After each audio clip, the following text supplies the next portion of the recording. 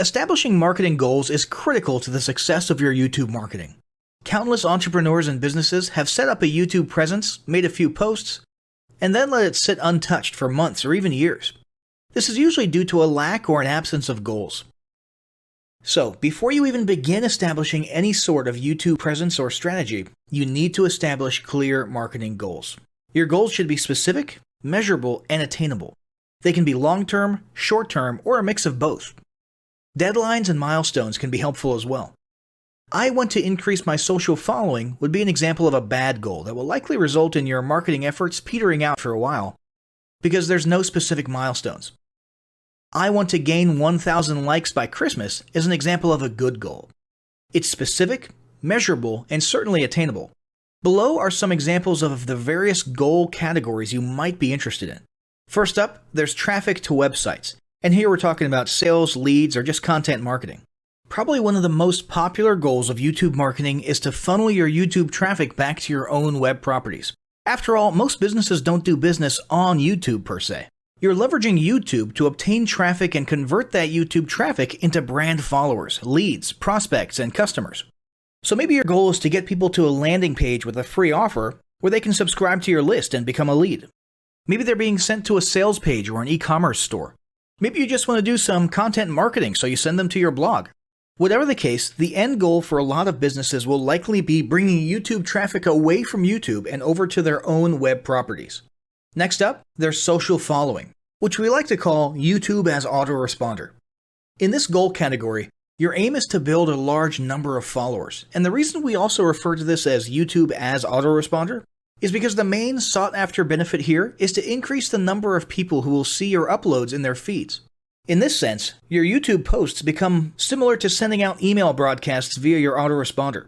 If you grow a large enough community, this can be very beneficial, and if your content is engaging enough to get a lot of traction in the form of likes, comments, subscribes, and shares, you can significantly increase the range of your organic reach into people's feeds. Next, there's passive presence. Some businesses might have purely passive goals. Simply being present and discoverable inside of YouTube is a benefit that has wider appeal and greater utility than you may think. In many cases, a company's YouTube presence might supersede or at least augment what was once the role of a blog, assuming most of your content can be conveyed in the form of videos or attached to videos.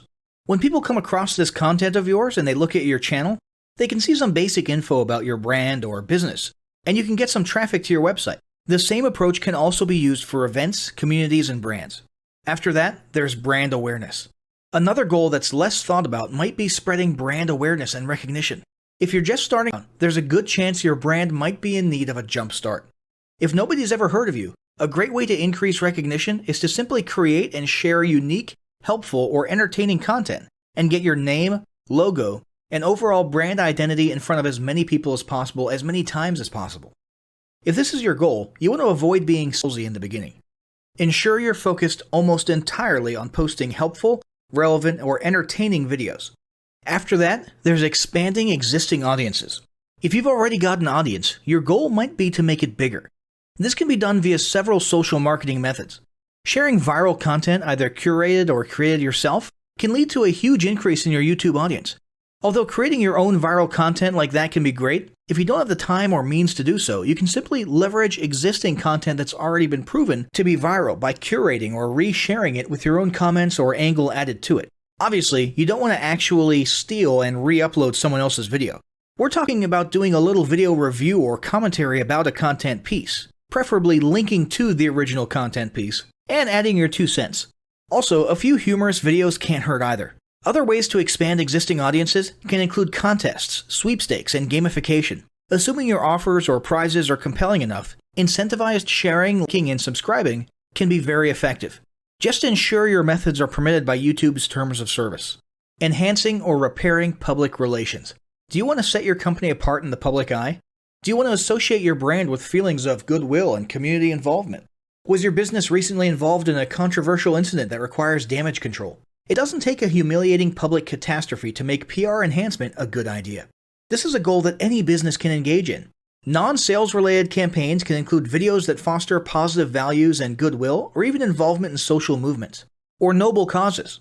On the social movement side of things, be careful not to alienate half your prospects, though. Did your business recently donate to a charity? Build a school in a third world country? Serve food at a local pantry? These are all great things to post about. If not, then they don't necessarily need to be about things that you and your business participated in specifically. They can be content about general things, like a heartwarming video about helping the poor or caring for the elderly. Special holidays like Christmas, Thanksgiving, or Mother's Day also present opportunities to leverage emotions, foster goodwill, and enhance your PR. Next, there's market research. A hugely beneficial goal of YouTube marketing is market research. If you're just starting your business or going down a new path, YouTube can be an excellent place to learn more about your audience and your market.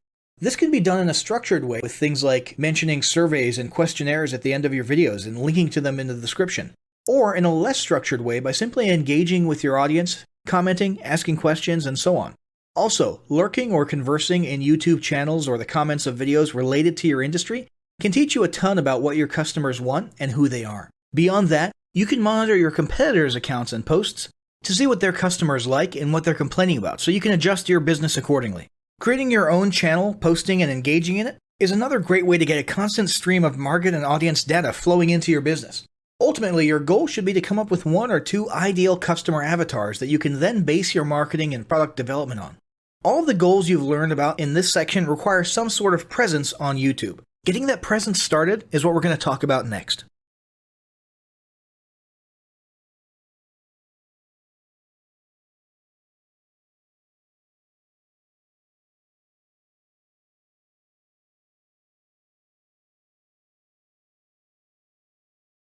The first step in getting started on YouTube is to create your own company channel.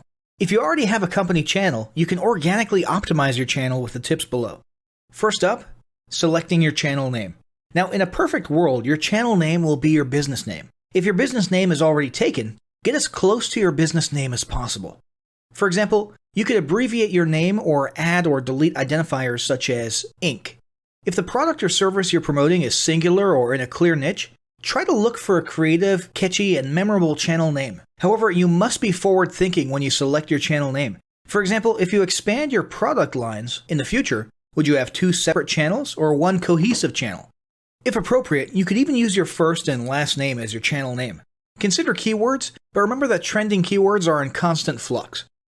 Currently, you can create up to 50 channels, but in most cases, it's more strategic and time efficient to have 1 channel with lots of videos and playlists, rather than several individual channels. But we'll talk more about strategy in the next segment. Next up, optimizing your images. If you're familiar with optimizing blog posts and website images prior to uploading them to your website, the concept is the same. This is one of those tiny details that many people underestimate or simply don't know exist, but can go a long way in organic YouTube and search engine optimization. The best way to optimize your images is to use Google Trends or a paid keyword tool to identify the best keywords. Then, name and save your YouTube profile pic and banner with the most suitable keywords.